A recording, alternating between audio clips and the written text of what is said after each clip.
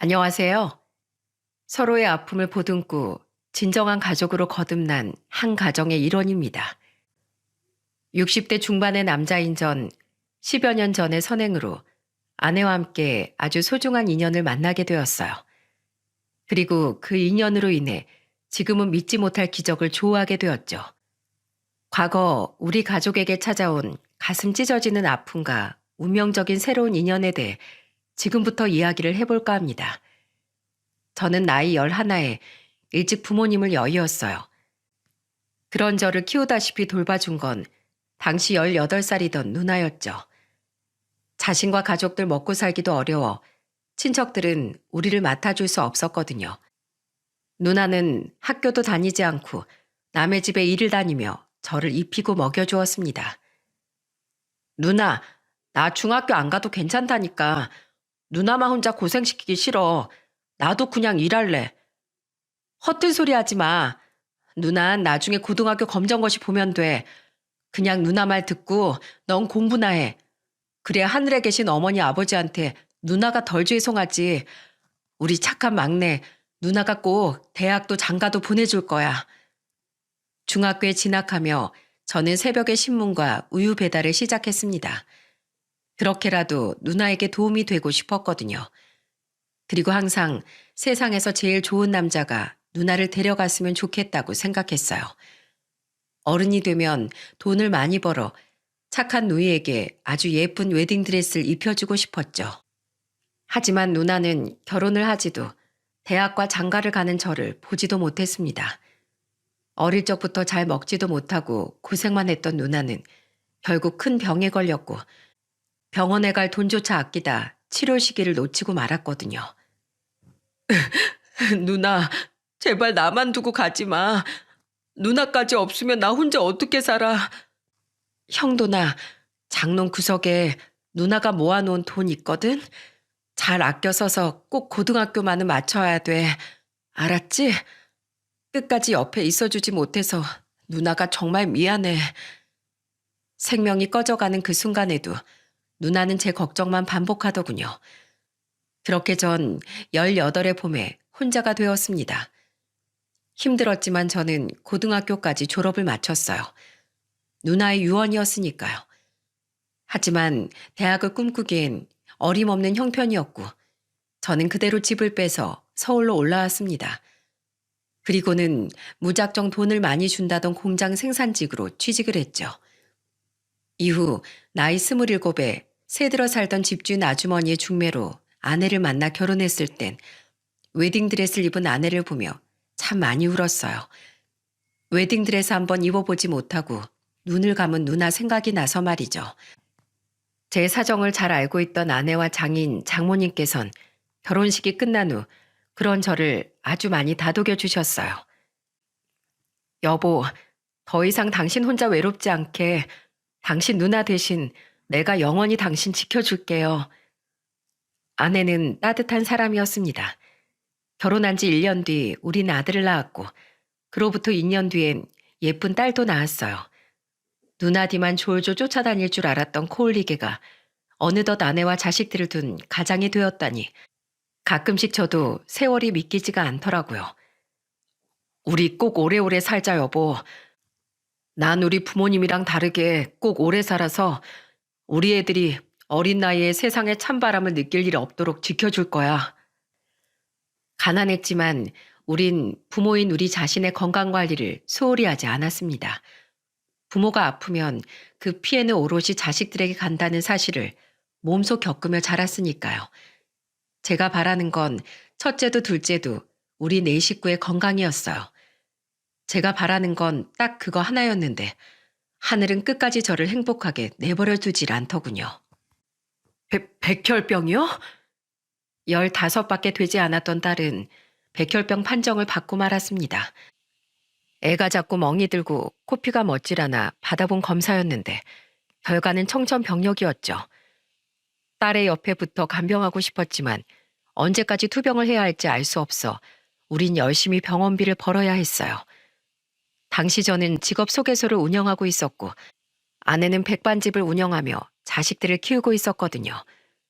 아내와 저는 돌아가며 딸의 병원을 지켰는데 부끄럽게도 매일 눈물바람이던 부모와 달리 딸은 부모를 위로하려 들더군요. 두 분 다 표정 좀 피세요. 아휴, 누가 보면 내가 아니라 엄마 아빠가 백혈병 걸린 줄 알겠어요. 백혈병 걸린다고 다 죽어요? 전 아주 오래오래 살아서 고등학교도 가고 대학도 가고 간호사도 될 거예요. 이까짓 거 제 인생에 아주 잠깐 스쳐 지나가는 봄바람 정도도 안 된다고요. 그러니까 세상 다 무너진 것 같은 표정 두 분 다 좀 하지 마시죠? 기운 내세요, 제군들. 딸은 두 손을 허리에 얹고 근엄한 표정을 지어 보이더라고요. 다 헐어서 낫지도 않는 입술을 장난스럽게 깨물며 말입니다. 어떻게든 힘을 내려는 딸의 모습에 아내와 저 또한 더욱 씩씩해지려고 노력했어요. 고등학생이었던 아들은 매일같이 병원에 오지 못했지만 워낙에 동생을 아꼈기에 주말엔 딸의 옆에 붙어서 일주일 동안 있었던 일을 종일 조잘거리곤 했죠. 근데 오빠는 친구들이랑 안 놀아? 왜 허구한 날 나한테 와? 이게 문병을 와줘도 난리네. 내가 아픈 내 동생 좀 보러 오겠다는데 불만 있냐? 오빠, 어차피 난 빨리 나와서 퇴원할 거야. 평생 실컷 볼 얼굴인데 10대면 10대답게 친구들이랑 놀든가 공부를 하든가 하시죠. 그러는 너야말로 1년째 입원해 있다고 너무 공부 등한시하는 거 아니냐? 너 나중에 간호사 된다며. 그럼 지금부터 공부 열심히 해야지. 환자한테 공부하라고 하는 사람이 어딨어? 스트레스는 만병의 근원인 거 몰라? 아빠, 오빠가 백혈병 환자한테 공부하라고 뭐라고 해요. 근데 수영이 넌 왜 간호사가 되고 싶은데? 병원에 이렇게 오래 있었는데 커서도 병원에 있으면 지겹지 않겠어? 병원에 오면 의사보다 먼저 만날 수 있는 사람이 보통 간호사잖아요. 저 여기서 아플 때 제일 먼저 달려와 주는 사람도 또 매일 제 몸을 체크해 주는 사람도 전부요. 간호사는 병원의 진정한 얼굴인 것 같아요. 저 여기서 간호사 선생님들 덕분에 겁도 덜 낼 수 있었고 위로도 많이 받았거든요. 그러니까 나중에 저도 간호사 돼서 저 같은 환자들에게 꼭 힘을 주고 싶어요. 그러니까 병원의 얼굴이 되려면 지금부터 공부하고 외모 관리도 해야 한다니까. 아이, 진짜. 오빠! 아들은 끝까지 딸에게 장난을 쳤습니다. 한편 저는 몸이 아픈데도 불구하고 희망찬 모습을 잃지 않던 딸이 대단하다고 느껴졌죠. 딸은 항상 슬픔에 잠겨있던 저와 아내와 다르게 매일같이 웃음을 잃지 않았고 다가올 미래를 꿈꾸고 있었어요. 하지만 딸의 병은 골수 이식을 받은 지 몇 달 만에 재발을 하고 말았습니다. 딸은 결국 그토록 가고 싶어 했던 고등학교에 진학하지 못했고 18살이 되자마자 그만 눈을 감고 말았죠. 반짝반짝 빛나던 어린아이에 너무 이르고 허망한 마지막이었어요. 가여운 우리 딸, 이 엄마를 두고 어딜 가니? 대체 뭐가 그렇게 급해서 제일 어린 것이 제일 먼저 간단 말이야. 내가 대학 구경 시켜준다고 했잖아. 대학 캠퍼스 걸어보고 싶었다며. 그래서 내가 조금만 기다리라고 했는데 그걸 못 참고 가냐? 입시생이었던 자기 오빠를 걱정한 건지 딸은 고3이었던 아들의 대학 합격 발표 일주일 전에 숨을 거두더군요. 그 뒤 아들은 서울에 있는 대학에 당당히 합격했지만 동생의 사진만 끌어안고 울 뿐 조금도 기뻐하지 않았죠. 아들뿐만 아니라 아내와 저도 한동안 각자의 가게 문을 열지 못하고 슬픔에만 잠겨 있었어요.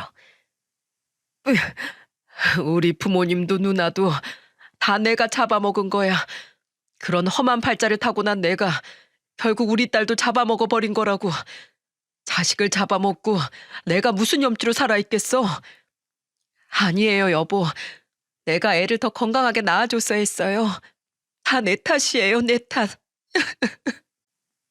그런 우리의 정신을 들게 한 건 다름 아닌 아들의 말이었습니다. 엄마, 아버지, 저 대학 안 갈래요. 수영이 고등학교도 못 가보고 떠났는데 어떻게 저 혼자 아무렇지도 않게 수영이가 못 누린 것들을 다 누리고 살 수 있겠어요. 이놈아, 그렇다고 네가 네 인생을 포기하면 수영이가 기뻐할 것 같니? 그 애가 얼마나 가족을 사랑하는 애였어. 자기 때문에 네가 미래를 포기한다고 하면 퍽이나 하늘에서 기뻐하겠다. 그렇게 아들에게 소리치고 나니 한동안 집에만 틀어박혀 있던 아내와 제 모습 또한 눈에 들어오더군요. 아들에게 친 호통은 사실 저와 아내를 향한 야단이었던 거죠. 그날 저는 아내를 끌어안고 울며 말했습니다. 여보, 우리 다시 힘내자. 우리가 살아야 우리 석주도 다시 힘을 내서 자기 인생을 살 거 아니야. 힘들어도 남은 자식을 위해서 우리 다시 일어서자. 그렇게 우리는 조금씩 일상을 되찾아갔습니다. 같은 서울이었지만 아들이 붙은 대학과 저희 집은 1시간 반 거리였기에 아들은 대학 기숙사로 들어갔어요. 이후 저는 다시 직업 소개소를, 아내는 백반집의 영업을 재개했죠. 비록 아직 딸의 방에 있던 물건을 정리하지도 청소할 때를 빼곤 딸의 방문을 열어놓지도 못했지만 우린 닫힌 방문처럼 마음속에 딸의 존재를 꼭꼭 묻은 채 살아갔어요. 그렇게 딸이 세상을 떠난 지 2년이 흘렀던 어느 날이었습니다. 누군가 한가롭던 제 직업 소개소의 문을 똑똑 두드리더군요. 그리고 그건 곧 다가올 기적 같은 인연을 예고하는 빛의 종소리였죠. 저 여기 직업 소개해주는 곳 맞나요?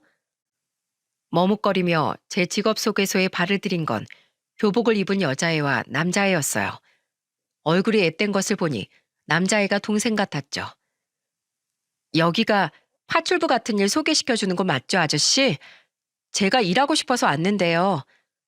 너 몇 살인데? 옆엔 동생이야? 네, 저는 17살이고 동생은 15살이에요. 고등학생도 일 소개시켜 주나요? 애들은 이런 곳이 낯선 듯 제 눈을 제대로 쳐다보지 못하고 고개를 살짝 숙이고 있더군요. 제가 어렸던 시절도 아니고 새천년이 된 지가 언젠데 이런 어린애가, 그것도 아르바이트도 아닌 파출부 일을 구하러 온답니까? 분명 무슨 사정이 있을 거라고 생각해 저는 우선 애들을 소파로 앉혔어요. 그렇게 앞에 앉아 여자의 얼굴을 자세히 보게 된 저는 소스라치게 놀라고 말았습니다. 너 이름이 뭐니? 저는 김하얀이고요. 동생은 김동희예요. 하얀이라고? 여자의 얼굴은 2년 전 세상을 떠난 우리 딸의 얼굴과 상당히 닮아 있더군요. 그러고 보니 체격도 목소리도 마치 죽은 딸이 살아 돌아온 것처럼 비슷했죠. 애써 가슴에 묻었던 딸이 생각나 콧등이 시큰해지던 와중 아이들의 배에서 엄청나게 큰 천둥이 치더군요. 배고프니? 두 아이는 얼굴을 붉히며 배를 부여잡았습니다. 저는 그 애들에게 짜장면을 한 그릇씩 시켜주었어요. 그러자 얼마나 배가 고팠던 건지 두 아이는 아주 정신없이 짜장면을 흡입하더라고요. 아이들이 배가 부른 모습을 본 저는 그제야 아이들에게 사정을 물어보기 시작했습니다. 그리고 들은 아이들의 사정은 제 오랜 기억 속 또 다른 한 사람을 떠올리게 하더군요. 저희 집은 원래도 엄청 가난했어요. 아빠는 청각 장애인이셨는데 제가 10살, 제 동생이 8살 때 병으로 돌아가셨어요. 다리가 불편했던 엄마는 혼자 리어카를 끌고 폐지를 주우며 저희를 키워주셨고요. 그러다 2달 전에 그만 차도 가장자리로 걷던 엄마를 커브를 꺾던 오토바이가 정면에서 치어버린 거예요. 그래서 어머님은 지금 병원에 계시니? 병원비가 필요한 거야? 아니요. 엄만 병원에 실려간 지 이틀 만에 돌아가셨어요. 그 오토바이 운전자는 사고 현장에서 바로 숨졌고요. 아저씨, 저희 엄마가 저희한테 남기신 건 통장에 있던 100만 원하고 지금 살던 월세방이 전부예요. 심지어 여기도 3달 뒤엔 계약이 끝나서 나가야 돼요. 철거 예정 지역이라 더 이상 계약을 연장해 줄 수가 없댔거든요. 지금 사는 거 보증금이 워낙 싸서 그 돈 가지고는 갈 데도 없어요. 그래서 저 돈 벌어야 돼요. 돈 벌어서 동생이랑 먹고 살아야 돼요, 아저씨. 그러니까 저한테 일자리 좀 소개시켜 주시면 안 될까요? 저 정말 열심히 일할 수 있어요. 여자의 이야기를 듣고 떠오른 사람은 바로 오래전 저를 키워주던 누나였어요. 부모님을 잃고 저를 공부시키기 위해 남의 집에 일을 다녔던 그리운 채 누이 말입니다. 그러고 보니 부모님이 돌아가셨을 당시 누나의 나이도 일찍 세상을 떠난 제 딸의 나이도 이 여자애와 다들 비슷했더군요. 저는 차마 마음에 걸려 그 아이들을 그냥 돌려보낼 수 없었어요. 어떻게든 그 애들을 도와주고 싶어 저는 이것저것 물어보았죠. 너희를 맡아줄 친척은 없니? 아빠는 어릴 때 부모님이 장애인이라고 고아원에 버렸다고 했어요. 외할머니 외할아버진 돌아가셨고 외삼촌이랑 이모들은 저희를 맡아줄 사정이 안 되니 고아원으로 가라고 했어요. 근데 저랑 동생이랑 같은 곳에 머물 수 없으면 어떻게 해요? 전 제 동생이랑 떨어지기 싫어요. 저 3년만 있으면 성인들 나이라서 충분히 제 동생 책임질 수 있어요. 그러니까 그때까지 어떻게 해서든 버텨야 해요. 그럼 일하면 학교는 안 가려고? 네, 아직은 다니고야 있는데 일하게 되면 그만두려고요. 학교야 나중에 검정고시로 졸업해도 되니까요. 지금은 돈 버는 게 우선이에요. 여자애는 자신의 교복을 만지작댔습니다. 그 모습을 보니 학업에 미련이 있어 보였죠. 그리고 그 와중에 기특하게도 옆에 있던 남자애가 자신의 누나와 저를 향해 이렇게 말하더군요.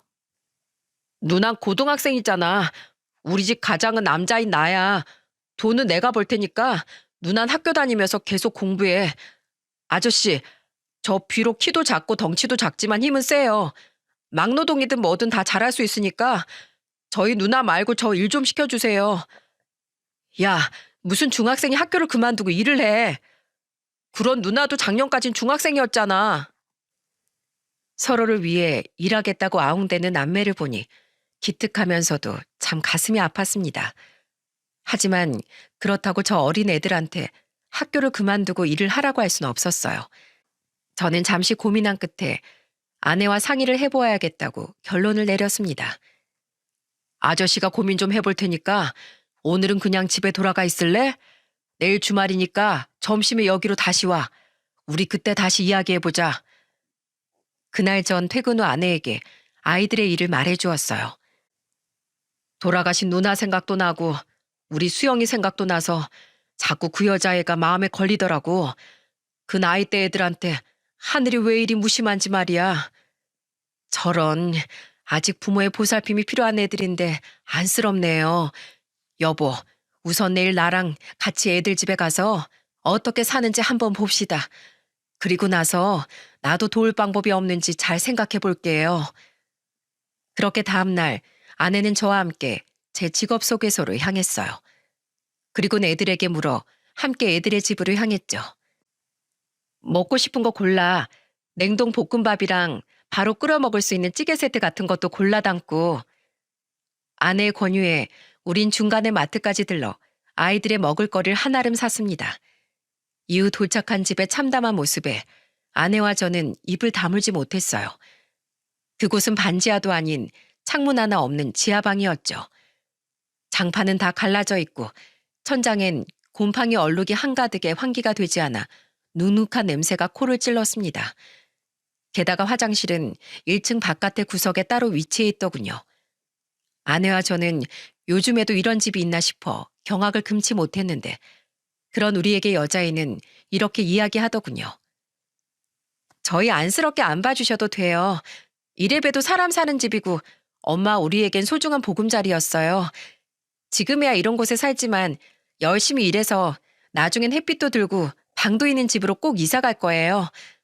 다들 어려운 시기는 있기 마련이라고 엄마가 그러셨어요. 현실에 좌절하지 않고 희망을 이야기하는 모습이 더더욱 우리 딸을 생각나게 하더군요. 아내 또한 같은 생각이었는지 눈가가 벌개져 있었어요. 아내는 애써 눈물을 참고 냉장고와 냉동고에 사온 것들을 넣으며 여자애에게 말했습니다. 그래, 뭐든 열심히 하면 좋은 일이 생길 거야. 이름이 하얀이라고 했지? 근데 하얀아, 아저씨처럼 이 아줌마가 생각해도 파출부 일은 안 돼. 아니, 파출부 일이 아니라 이 아저씨 직업 소개서에서 소개받을 수 있는 어떤 일도 청소년이 하기엔 어려운 일이야. 학생은 학교에 다녀야 하니까. 대신 너희 둘 다 학교 꼬박꼬박 잘 나간다고 약속하면 아줌마가 아줌마 백반집에서 하얀이 널 일하게 해줄게. 학교 끝나고 5시간. 대신 일반 아르바이트보다 시급은 높게 쳐줄게. 식당 일이 바빠서 생각보다 힘들거든. 그래도 5시간으로 어떻게 집어들 돈을 모아요? 아직 석 달이란 시간 남았으니까 너희 거처 문제는 우리도 같이 고민해보자. 우리 이상한 사람 아니야. 지금은 세상에 없지만 우리한테도 딱 너만한 딸이 있었거든. 그래서 너희가 남 같지 않아서 그래. 사진 볼래? 아내는 혹시 아이들이 경계할까봐 가지고 있던 지갑 속 딸의 사진을 꺼내 보여주더군요. 사진을 보고 아이들은 눈이 휘둥그레졌습니다. 저와 아내뿐만 아니라 아이들의 눈에도 여자애와 우리 딸이 무척 닮아 보였던 거겠죠. 그날이 시작이었습니다. 이후 여자애는 주 5일 하루에 5시간 동안 아내의 백반집에서 일을 하기 시작했어요. 아내는 여자애가 일을 굉장히 열심히 한다고 제게 말해주더군요. 잠시도 가만히 있질 않고 정 할 일이 없으면 바닥이라도 쓸더라고요. 게다가 볼수록 우리 수영이랑 꼭 닮아서 애가 일하는 모습을 멍하니 보다가 계란말이 하나를 망쳐버렸지 뭐예요. 그리고 애가 얼마나 착한지 나중에 그거 자기 동생한테 가져다 주면 안 되냐고 어렵게 물어보더라고요.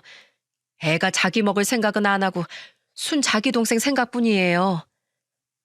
딸이 세상을 떠난 후 몸이 건조하게 살아가던 아내는 일을 하러 나가는 표정이 점점 밝아졌습니다. 아마 딸과 닮은 여자애를 보러 가는 일이 즐거웠던 것 같아요. 저 또한 여자애가 잘 지내고 있나 걱정되어 아내의 식당에 찾아갔는데 아내 식당에선 여자애의 동생이 밥을 먹고 있더라고요. 당신 왔어요? 내가 요즘 동이도 불러서 꼭 저녁 먹여서 보내요. 마음 같아서 매일 애들 집에 가서 밥이라도 해주고 싶은데 하얀이랑 같이 저녁 장사를 해야 해서요. 그랬어? 잘했네. 하얀이 일은 할만하고? 네, 아줌마가 엄청 잘해주세요. 집에 갈 때 다음 날이나 주말에 먹을 반찬들도 꼭 싸주시고요. 제게 대답을 하며 여자애는 처음으로 제게 웃는 얼굴을 보여주었습니다. 저희 딸과 굉장히 닮았다고 생각했건만 웃는 모습만은 전혀 다르더군요. 처진 눈이 더욱 처져 저희 딸의 웃음은 조금 서글퍼 보였는데 여자애는 눈이 예쁘게 반달로 접히는 것이 세상 근심 하나 없는 사람처럼 느껴지게 했죠. 웃는 모습이 참 예쁜 아이였습니다. 하얀이가 일한 지 한 달이 다 돼가는데 애들 집을 어떻게 해줘야 할지 모르겠네요. 1년 동안 열심히 일하라고 말해주고 미리 퇴직금이라도 챙겨줘야 할까요? 그 와중에 아내와 저는 계속해서 아이들의 거처를 고민 중이었어요. 그렇게 여자애가 아내의 식당에서 일한 지 한 달이 조금 넘어갈 무렵 아내에겐 피치 못할 사고가 생기고 말았습니다. 아내는 버스를 타려다 그만 부서져 있던 바닥에 아스팔트를 밟고 발목이 꺾이고 말았어요. 뼈에는 이상이 없었지만 인대를 다친 아내는 한동안 깁스를 하고 목발을 짚고 다녀야 했죠. 그냥 쉬라니까 고집은. 그 다리로 일은 할만했어? 말도 말아요. 나 오늘 주방에서 음식만 편하게 하다 왔어요. 아니, 그게 무슨 말이야? 하얀이가 글쎄 내가 뭘 할 틈도 없이 식당 이곳저곳을 얼마나 날아다녔나 몰라요. 뒤돌아서면 설거지가 다 되어 있고 손님 오면 주문 받기에 계산에 서빙에 반찬 담기에 퇴근 시간이 지났는데도 퇴근도 안 하고 마지막까지 남아서 뒷정리까지 다 해주고 갔다니까요. 당신이 오늘 못 데리러 온 데서 택시 타고 들어왔는데 택시 타는 데까지 하얀이랑 동이가 안절부절 못하고 제 뒤를 따라오더라고요. 저 넘어질까 봐서요. 애들 마음이 참 곱지 않아요?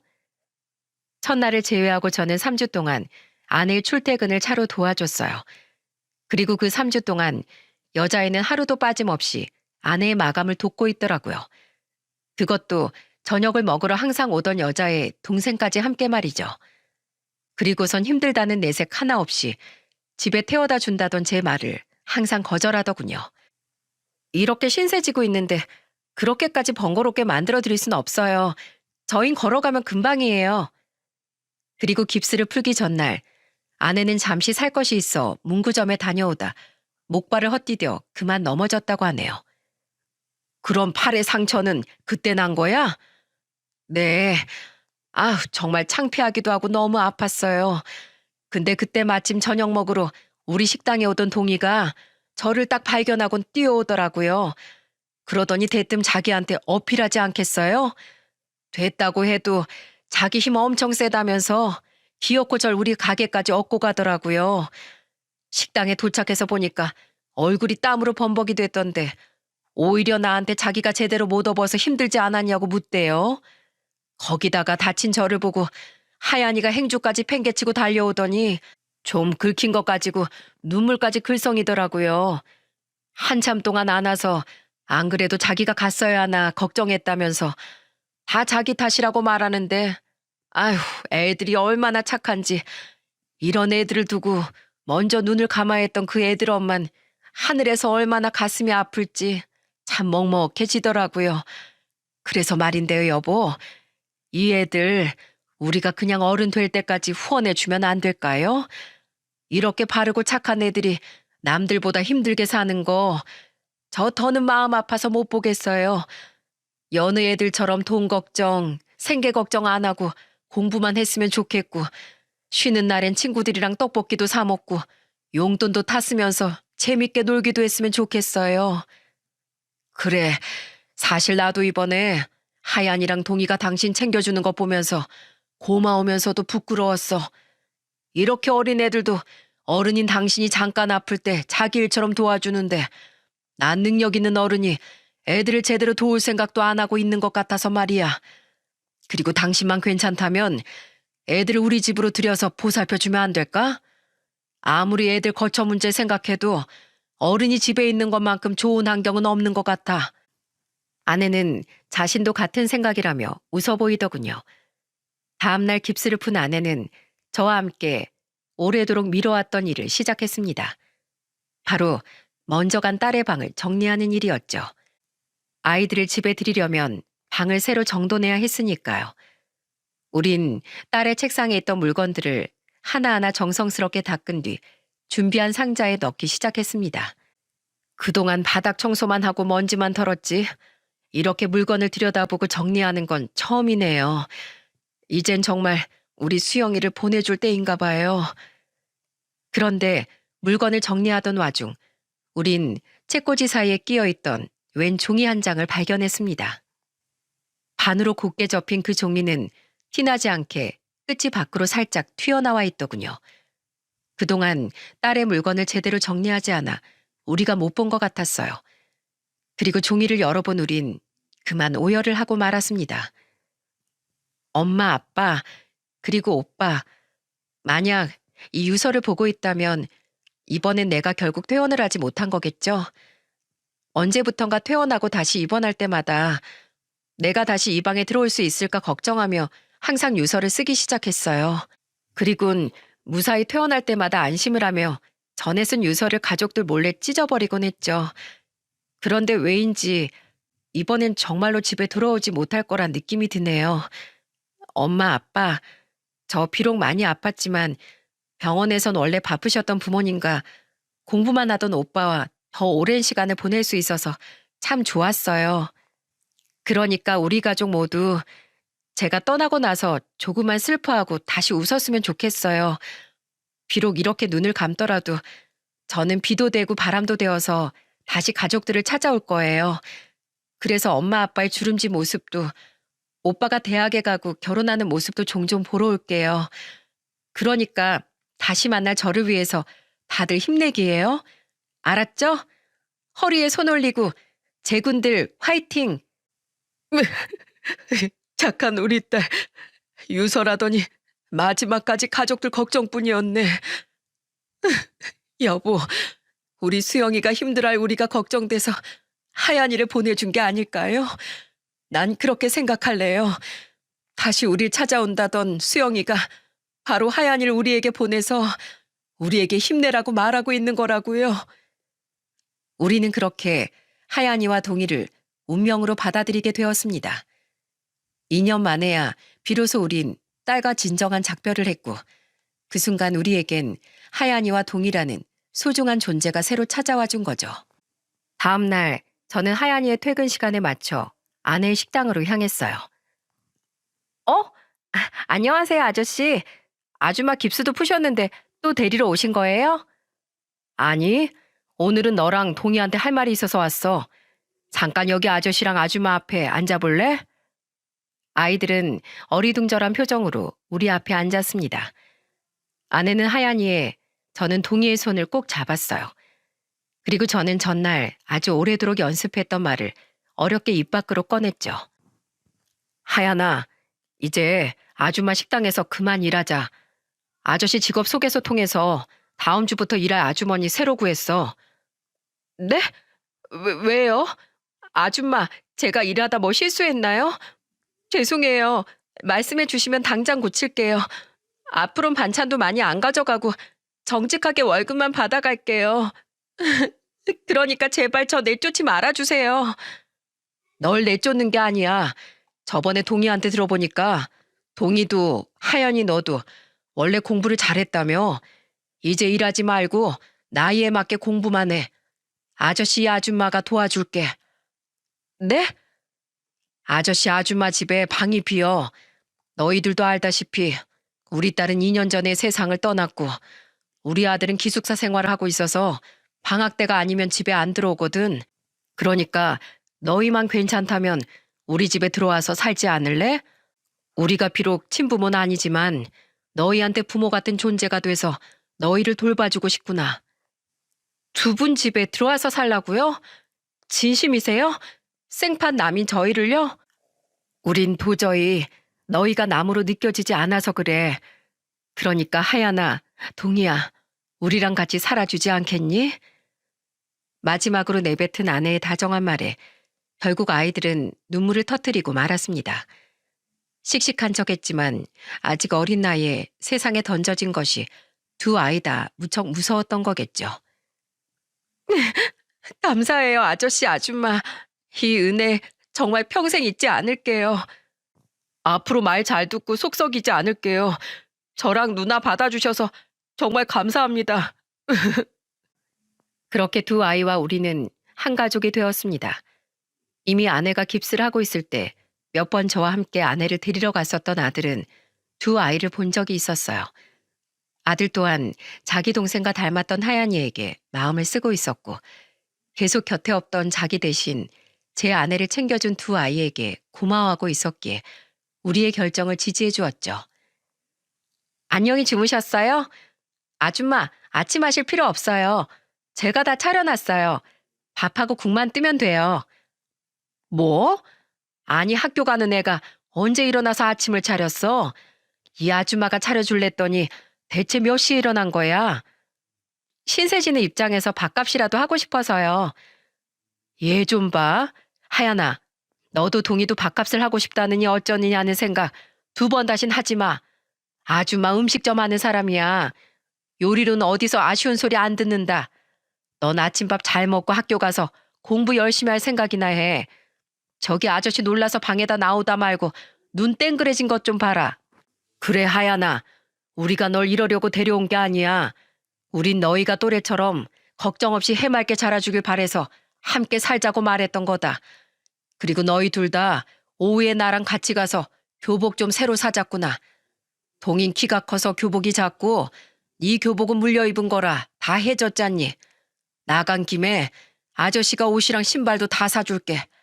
사람은 모름지기 비싼 거 못 두르고 다녀도 깔끔하게 하고 다녀야 하는 거야. 복도 깨끗한 곳을 좋아하거든. 저와 아내는 어려워하는 애들을 편하게 해주고 싶어 정말 많이 노력했습니다. 그럼에도 불구하고 착한 아이들은 아내와 제가 집안일을 할 때면 옆에서 같이 빨래라도 개고 제가 청소기라도 돌리면 자신들은 이불을 털고 걸레질을 하려고 노력했죠. 아마 어릴 때부터 부모님을 돕는 게 몸에 배인 아이들 같았어요. 게다가 원래 공부를 잘했다는 애들은 잘하는 정도가 아니라 전교 50등 안엔 거뜬히 들더라고요. 다른 애들과 달리 학원도 다니지 않았는데 말입니다. 저흰 정말 이대로도 괜찮은데 그 좋은 머리 그냥 썩일 거야? 누군 평생 소원이 대학 문턱 한번 밟아보는 거였는데 좋은 대학 갈 수 있는 성적을 왜 가만둬? 이게 아저씨랑 아줌마를 위한 길이니까 잔말 말고 너흰 공부나 열심히 해. 자, 이번 주 용돈이다. 저는 아이들을 학원에 보내주고 꼬박꼬박 용돈도 주었습니다. 우리 아들 또한 애들이 귀여웠는지 방학에 집에 올 때면 항상 애들과 놀아주고 공부를 알려주기도 했죠. 오빠, 대학 생활은 재밌어? 정말 대학 가면 남자친구도 자연스럽게 생기고 얼굴도 예뻐져? 형, 나도 궁금해. 아줌마랑 아저씨가 대학 가면 여자친구 생기고 키도 크고 살도 빠진댔어. 그런 게 어딨어. 형 봐.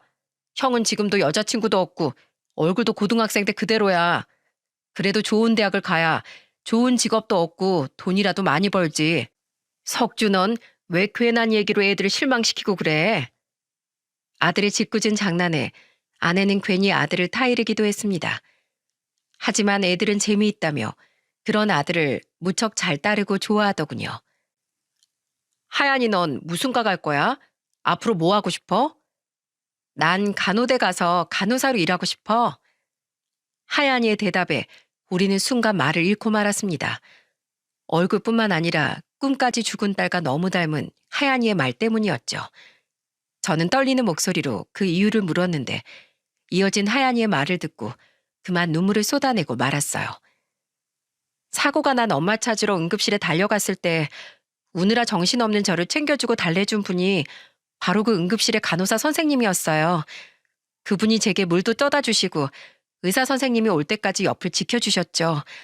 그때 생각했어요. 환자 보호자의 가장 가까운 곳에서 위로해 줄 수 있는 그 선생님 같은 간호사가 되고 싶다고요.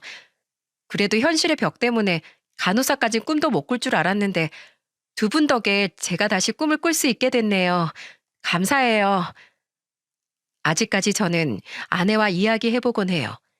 정말로 하얀이는 하늘에 있는 저희 딸이 가족이 걱정되어 보내준 선물이 아닐까 하는 말이죠.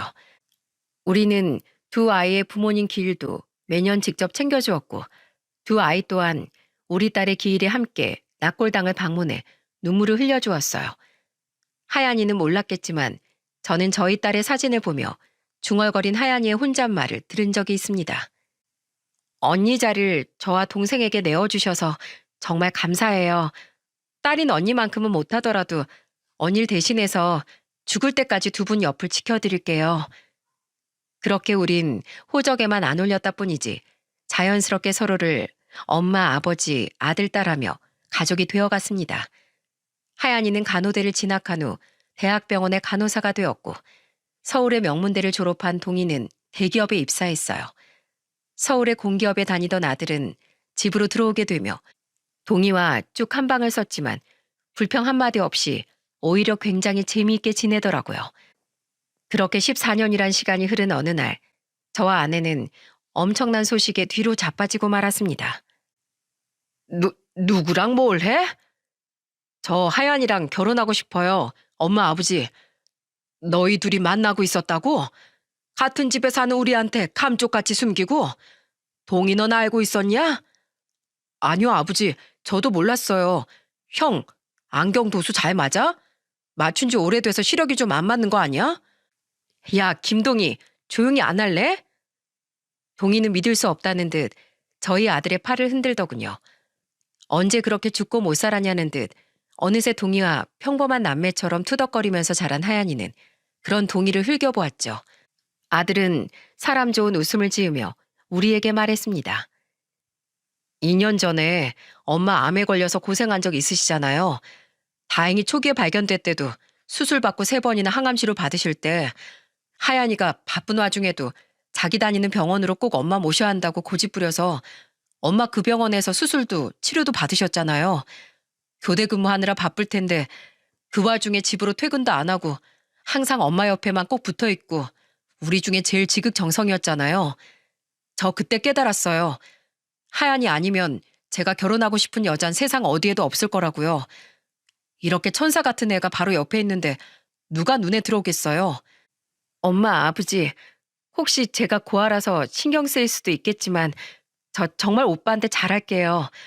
그러니까 저 한 번만 믿고 며느리로 받아주시면 안 될까요? 그런데 하얀이는 웬걸 우리 부부의 눈치를 보더라고요. 저는 기가 차서 그런 하얀이에게 이렇게 말했죠. 네가 왜 고아야? 방금 네 입으로 떡하니 엄마 아버지라고 우릴 불러놓고 우린 석주의 부모이기도 하지만 너랑 동희 부모이기도 해. 그리고 호적상 아무 문제도 없는데 세상에서 가장 사랑하는 자식들 중 너희 둘이 백년가약을 맺는다니 이보다 더 큰 경사가 어디 있니? 안 그래도 우리 착하고 예쁜 하얀이 나중에 누가 데려가려나 벌써부터 걱정이 태산이었는데 차라리 우리 며느리로 들어온다니 이런 복이 또 없구나. 하얀이 네가 우리 딸이자 며느리가 되어준다면야 우린 그보다 더 기쁜 일이 없지. 석주 너 하얀이 같은 애 세상 어디에도 없는 거 알지? 이런 애 데려가려면 손에 평생 물 묻힐 일 없게 여왕 대접해주면서 살아야 한다. 아내는 하얀이를 꼭 안아주었습니다. 내심 속으로 걱정하고 있었는지 그제 하얀이는 긴장의 눈물을 터뜨리더라고요. 바보 같은 것이 어떻게 아직도 부모의 진심을 몰라주는지 참 마음이 아팠죠. 아들과 하얀이는 그 해에 결혼식을 올렸습니다. 그때 저는 간단한 축사를 하게 됐는데 축사를 하다 말고 하얀이의 눈물이 터져버려 저까지 목이 메어 정말 혼이 났어요. 감사한 발걸음으로 이 자리를 빛내주신 하객 여러분께 제 기쁜 마음이 전해졌으면 좋겠습니다. 오늘은 저희 집안에 겹경사가 있는 날입니다. 제 아내가 직접 배 아파 낳은 아들 석주와 우리 부부가 가슴으로 낳은 딸 하얀이 이렇게 두 자식이 가장 가까이 있던 서로의 귀중함을 알아보고 백년가약을 맺는 날이니까요. 하얀아, 너는 우리에게 고맙다고 말하지만 너와 네 동생 동이야말로 우리에게 살아갈 힘을 준 고마운 존재들이란다. 너인 필시 먼저 하늘로 간 우리 딸이 우리에게 보내준 천사임에 틀림없으니까 말이야. 하얀이 넌 누구보다 귀한 딸이 되어 우리에게 부모로서의 기쁨을 주더니 이젠 내 아들의 배필이 되어 며느리로서 우리 아들의 영원한 동반자가 되어 주었구나. 너란 존재는 우리 가족에게 찾아와준 기적과도 같단다. 그러니 하얀아, 그리고 석주야, 언젠가 너희에게 찾아올 새 생명과 함께 행복하게 살아가거라. 그렇게 화목한 가정 이루고 오래도록 건강하게 살길 진심으로 바란다. 결혼 축하한다. 내 아들, 내 딸, 사랑한다. 그날 저는 딸을 시집 보내고 동시에 며느리를 얻었습니다. 기적처럼 우리에게 찾아와준 하얀이와 동이는 그렇게 영원한 우리의 진짜 가족이 된 거죠. 나중에 보니 자기 형에게 시력이 괜찮냐고 너스레를 떨던 동이는 결혼식 내내 얼마나 울었는지 눈도 제대로 뜨지 못하더라고요. 혜찬아, 보이지? 여기 사진마다 두꺼비처럼 눈이 부어있는 사람이 바로 네 외삼촌이야. 아이, 누나, 나 놀리려고 그러는 거 다 알거든? 돌 좀 지난 애가 사진을 어떻게 알아봐? 땀뜬. 어? 아버지, 혜찬이가 지금 삼촌이라고 말한 거 들으셨어요? 와, 대박. 형 들었지? 혜찬아, 삼촌 한 번 더 해봐. 근데 아버지, 우리 혜찬이가 나중에 저 결혼하면 작은 아빠라고 불러야 돼요. 아니, 외삼촌이라고 불러야 돼요? 그게 뭐가 중요해? 아무튼 다 같이 가족이라는 게 중요한 거지. 그런 고민하기 전에 넌 여자친구부터 만들어 와. 너도 나이가 32인데 장가 안 가냐? 어머니, 아버지가 또 시대착오적인 말씀하려고 해요. 요새 남자 나이 32은 많은 것도 아니라고요. 그래요, 여보. 우리 동이까지 나가서 살면 오히려 당신이 제일 쓸쓸해할 거면서. 그렇게 두 아이가 결혼한 지 벌써 3년이 지났습니다. 두 아이가 낳은 손자는 벌써 조금씩 걷기도 하고 옹알이지만 말도 제법 열심히 하고 있어요. 자기 누나한테 툴툴대면서도 동이는 조카 바라기인지라 데이트도 안 하는지 요즘엔 주말마다 아들 부부네 집에 손주를 보러 찾아가더라고요. 아니면 두 사람만의 시간을 보낼 수 있게 손주를 데리고 저희 집으로 와서 하루 종일 우리와 손주를 보고 있기도 하죠. 동이는 의젓했던 어린 시절과는 다르게 요즘엔 몸만큼 철부지 느낌이 강해지곤 하는데 오히려 저와 아내는 이런 동이가 고맙습니다. 불우했던 시절을 그만큼 잘 이겨내고 밝고 강하게 자라줬다는 거니까요. 그리고 언젠가 이런 동이가 결혼을 한다면 그만큼 더 밝은 가정을 만들어 갈 수 있을 거라고 생각해요. 이렇듯 우리 가족은 지금 한 사람의 뒤처짐도 없이 행복하게 살아가고 있답니다. 서로가 서로의 아픔을 보듬어주며 진정한 가족으로 거듭난 거죠. 그리고 저는 서로의 노력에 의해 이뤄진 가족의 행복을 두 번 다신 깨지 않기 위해 아버지로서, 시아버지로서, 또한 할아버지로서 건강을 지키며 오래도록 자식들의 뒤를 받쳐주려고 합니다.